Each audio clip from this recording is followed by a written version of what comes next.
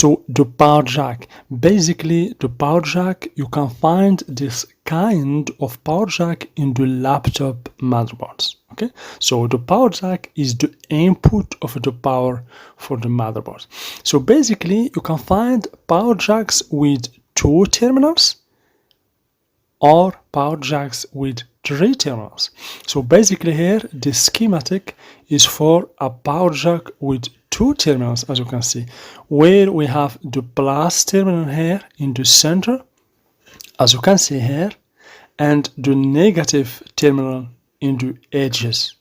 Okay, so of course the power jack is one of the most common faults of every laptop motherboard. So if you get a dead or a failed motherboard, you should always check the power jack, because if the power jack is failed or desoldered, the power cannot get into the motherboard. That's why you should always check the soldering of the power jack.